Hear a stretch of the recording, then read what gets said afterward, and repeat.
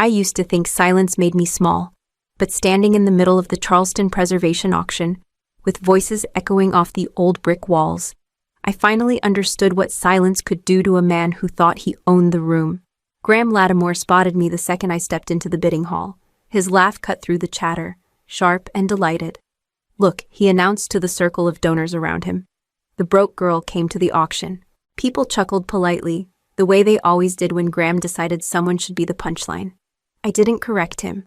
I didn't look away. I simply folded my hands around the numbered paddle and let him enjoy the moment. 30 minutes later, he was still enjoying it. He had just shouted his latest bid, $8,800,000, and the auctioneer was already lifting the gavel. Graham straightened his jacket, ready to claim the $9 million Windsor Crest estate, like it was already engraved with his name. "Going once," the auctioneer called. Going twice, I raised my paddle. The sound in the room changed. It wasn't shock so much as a collective intake of breath, like everyone had just remembered that I, Lennon Halstead, was still standing there. Graham twisted around, confusion tripping over anger. "No," he barked. "She cannot bid. What is this? Who approved her?" But the auctioneer's voice carried over him. "Bidder 73 offers $9 million, and just like that, it was mine." Graham barreled toward me, face reddening. "What do you think you're doing? Where would you get $9 million? Answer me." I reached into my bag, pulled out the slim white envelope I had been waiting to hand him, and placed it gently into his palm. "I have one more surprise for you," I said. He tore it open. His eyes hit the first line. The color drained from his face so quickly I almost pity him. Almost. An hour earlier, he still thought I was invisible. "The story you are about to hear is a fictional work created by the writing team at Herrevenge. It draws inspiration from the mistreatment many women experience in corporate spaces. Dismissal, condescension, and the quiet erasure of their work. We tell this story to honor the journey of a woman who stands back up, reclaims her power, and refuses to let anyone define her worth. The characters and events are original creations meant to illuminate resilience, dignity, and the cost of underestimating the wrong woman." I slipped the empty envelope back into my bag and turned away from Graham, already feeling the ground shift beneath us.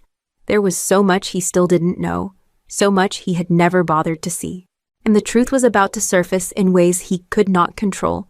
I walked toward the exit, leaving him frozen behind me. And the story of how we reached this moment began taking shape in my mind, starting with the day he first decided my silence made me weak. Loyalty was never the problem. It was what Graham chose to do with mine that finally broke something open inside me. 6 years at Lattimore Development had taught me how to be useful without being seen. I wrote reports no one read closely enough to notice my name. I drafted proposals Graham presented as if he had stayed up all night crafting them by hand. I learned the patterns of Charleston's historical zoning laws so well that I could recite them in my sleep. But in the office, Graham would smile and say, "My team dug up some excellent insights," as if I were a shovel he kept in a corner. One morning, during a full team meeting, he waved a thick binder in the air. "This," he announced, "is the reason the Preservation Committee is finally approving our next project." My binder, my research. Weeks of tracing archival maps and comparing restoration precedents. I leaned forward, ready to speak, but he raised a hand without looking at me. "Lennon, sweetheart, do you mind taking notes? You have the neatest handwriting." The room tittered. My throat tightened, but I nodded. Fighting him there would only make me look emotional. And emotion was something Graham believed disqualified a woman from leadership. Later that week, I walked past his office and paused when I heard my name. His voice was low, irritated. "No. I do not want the board to see the real numbers. Adjust the projected revenue. They will not catch it." A pause.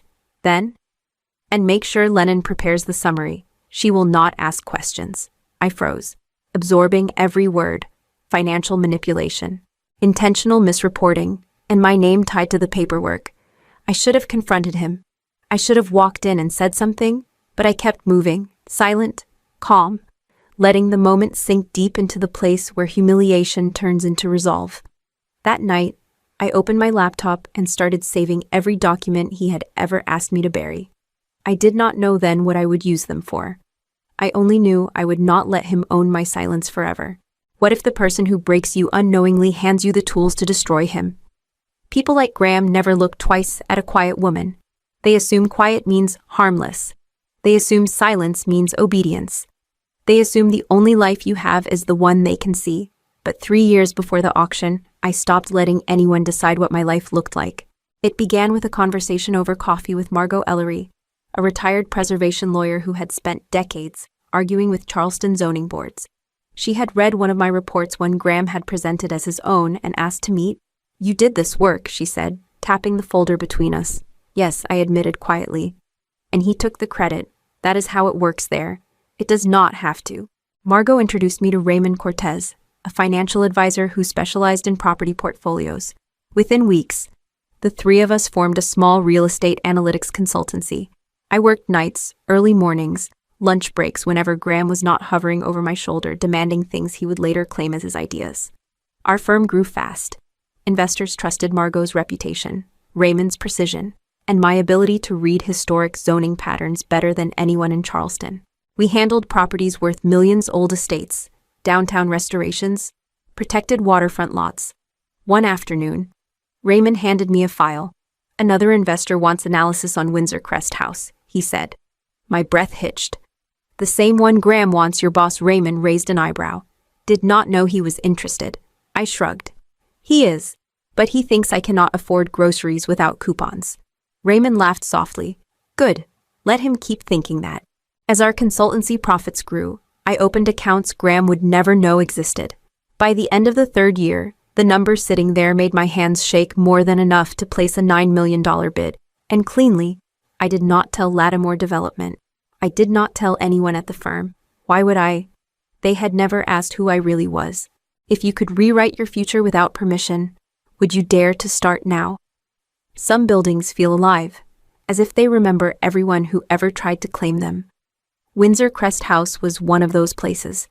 A Gilded Age estate on the Ashley River, known for swallowing the ambitions of men who thought owning history made them powerful. Graham wanted it more than anyone. He had spent months bragging to investors about turning the property into Lattimore Development's crown jewel, our preservation showcase. He called it in meetings, pacing in front of glossy renderings. "Once we secure Windsor Crest, the city will finally take us seriously." During one board call, a director said plainly, "Your annual bonus depends on closing this estate." Graham. His expression flickered just for a second, but I saw it. Greed, fear, and desperation tangled into something sharp. Now, standing at the auction preview days before the sale, he leaned over my shoulder as if I were part of his furniture. "You can learn a lot if you pay attention," he said smugly. "I usually do," I replied. He smirked, hearing attitude where there was only truth. What he did not know was that I had already memorized the bidder list, the typical ceilings of each investor, and the committee's valuation patterns. I had studied enough auctions to predict exactly when the numbers would start to thin, and most importantly, exactly where Graham would fold. As I stood alone near the back, my phone buzzed. A message from Raymond Funds cleared. "You're good to go." I exhaled slowly. Graham, across the room, was whispering loudly to a cluster of donors. "I will not lose this. The board wants results. And they will get them." One donor asked, "Do you have the budget for it?" Graham forced a laugh. "Budgets are for people without vision." He had already overextended himself before the auction even started. I watched him talk, gesture, charm, every move a man betting everything on the assumption that I, the quiet employee he never really looked at, would never stand in his way. What happens when a man risks everything on the assumption you will not fight back? Silence can be a wound, or it can be a weapon. I learned the difference the moment the auction began. The auctioneer barely finished his introduction before paddles shot into the air. Developers barked numbers across the room.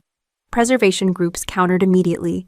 Charleston elites treated the bidding like a sport, throwing around millions as if they were warm-up stretches. Through it all, Graham hovered near me, making sure I felt small, careful not to trip over your own shoes. "Lennon," he said loudly enough for 2 rows to hear, "these numbers are a little higher than your grocery bill, aren't they?" Someone snickered behind me. I kept my face still, my paddle resting on my lap. Another few bids went out. 7 million. Someone called. 7,200,000. Another added. Graham leaned closer. I should thank you, really. Having you here makes me look even more qualified. I did not answer. Instead, I studied the room. Who flinched at what number, who whispered to their partners, who lifted their chin a little too confidently. I watched Graham most of all, noting the twitch in his jaw every time the price climbed. 7,800,000, a man near the aisle announced. The bidder beside him rose halfway from his seat, then sat back down. I marked him mentally his ceiling. Then another bidder hesitated when the auctioneer pushed higher. Another ceiling. I knew every limit in the room, including Graham's. As I tracked the shifting tensions, someone approached quietly from the side. Excuse me, he said. I turned, surprised. A middle-aged man in a navy suit offered a polite nod. You're Lennon Halstead, correct? Yes, I have read your analysis on East Bay redevelopment. Sharp work. You are not here by accident. Heat rose in my chest, not embarrassment, but recognition. Someone finally saw me. Graham, unaware, continued bidding with reckless confidence. All I had to do was wait. What if your greatest advantage is letting others believe you have none? There is a moment in every auction when the air goes thin, when everyone realizes only two people are still fighting. Graham hit that moment hard. 8,800,000, he shouted, his voice cracking at the edges. He tried to disguise it with a laugh, but his hand trembled as he held up his paddle. The auctioneer hesitated. We have 8,800,000 from bidder 12. Do we have? He scanned the room. No one moved. Graham straightened his jacket, already victorious in his mind. Going once, the auctioneer called. Graham smirked at me. This is where adults handle business, Lennon. You understand. Going twice, I lifted my paddle. Bidder 73 offers 9 million, the auctioneer announced. The reaction was instant. Gasps, whispers. A woman in the front row dropped her program. Graham spun toward me as if he had been shoved. No! He snapped. She cannot bid 9 million. She does not have 9 million. He pointed at me like I was a malfunctioning employee. Explain yourself. I stayed still, my paddle steady in the air. Where did you get that kind of money? He demanded, stepping closer, his voice rising. Who is backing you? I lowered the paddle and met his stare without a single word. The auctioneer cleared his throat, professionalism returning like a blade. Bidder 73 has submitted full financial verification. 9 million going once. Graham shook his head violently. Withdraw her bid. This is ridiculous. Going twice. He looked frantic now, searching for anyone to rescue him. Sold, the auctioneer said, striking the gavel. Windsor Crest House goes to Lennon Halstead. For the first time in 6 years, Graham had nothing to say, only disbelief. How do you confront a man who suddenly realizes he never knew you at all? Some men fear losing money, some fear losing status. Graham feared only one thing, the truth he thought he had buried. The moment the gavel struck and the auctioneer declared me the new owner of Windsor Crest House. Graham lunged toward me, still choking on disbelief. You are going to explain this, he hissed. Right now. I reached into my bag, pulled out the white envelope I had waited months to hand him, and placed it firmly in his palm. What is this? He demanded. Something you have earned, I said. He tore it open, unfolding the documents inside. His eyes scanned the first page, then the second. His lips parted. No, he whispered. His voice sounded nothing like the man who mocked me that morning. No. This cannot be real. It is, I said softly. He clutched the edges of the papers as if holding them tighter would rewrite them. A summons from the South Carolina Attorney General's office. Why would he stop mid-sentence as he reached the section labeled Allegations? Financial fraud, he read aloud. His throat bobbed. Misuse of company funds. Sweat gathered at his temples. Diverting restoration grants into personal accounts. He stared at me as though I had rewritten the world around him. You set me up, he whispered. You vindictive little, I cut him off, my voice level. I did not create the evidence. Graham, I only stopped hiding it for you. His jaw tightened, fury and panic fighting for space on his face. You ruined my career, he said through clenched teeth. I stepped closer, my words low and steady. I did not ruin anything. You did that yourself the moment you asked me to falsify your numbers. All I did was refuse to be your shield. He looked down at the papers again, hands shaking. It was not anger that overtook him then. It was recognition, finally seeing the consequences he thought would never reach him. What does a man do when the foundation he built collapses under his own lies? Some collapses are loud. Others happen in a boardroom with the blinds half drawn and a dozen people refusing to look the man in charge in the eye. The board received the documents the morning after the auction. I was not in the room. But Margot called me within minutes. They know, she said simply. Every line, every discrepancy. They are demanding an emergency meeting, by noon. Investors who once attended Graham's charity dinners were calling privately to withdraw from future projects. Lattimore Development's largest backer left a clipped voicemail. We do not fund thieves, Graham. When the Charleston Preservation Committee heard about the allegations, they issued a formal notice suspending every permit Graham had pending. Without those permits, the company had no active projects, no revenue stream, nothing to hide behind. Graham stormed into the office that afternoon, red-faced and shaking. This is your doing, he spat at me in the hallway. You think you can destroy me with paperwork? I held his stare. You destroyed yourself with choices. He attempted to plead his case to the board, but the chairwoman shut him down with a single sentence. We have the original files. Graham, they match the allegations. And they do not match the reports you presented. He tried blaming me next. She misunderstood my instructions. She misfiled documents. She, a junior analyst, someone Graham barely remembered hiring, stepped forward. He told me to alter numbers last year, she said. Another employee added. He pressured me to backdate permits. A third spoke quietly. He threatened to fire me if I reported irregularities. One voice became 3, then 5. His empire, built on fear and manipulation, cracked apart under the weight of the truth. By the end of the meeting, the board voted unanimously to remove him as chief executive officer pending formal investigation.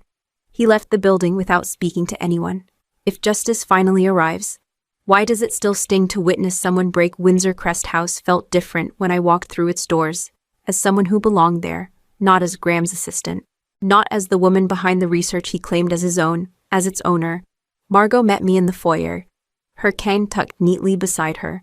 You finally got the keys, she said. A smile tugging at her lips. I did, I answered. And we have work to do. A cluster of architects and preservation specialists waited by the grand staircase. My team, not his. People who knew my name, not just my handwriting. Before we look at anything, I said, addressing them all, I want you to understand why this house matters. We are building something women rarely get space to build in this industry. A firm where ideas are credited, voices are heard, and history is preserved with integrity. One of the architects lifted her clipboard. Then let's start with the east wing. The original stonework is still intact. I want it restored, I said, not replaced. As we walked, Raymond joined us with an email pulled up on his phone. You should see this, he said. The Charleston Preservation Committee had issued a public statement, full support for our project.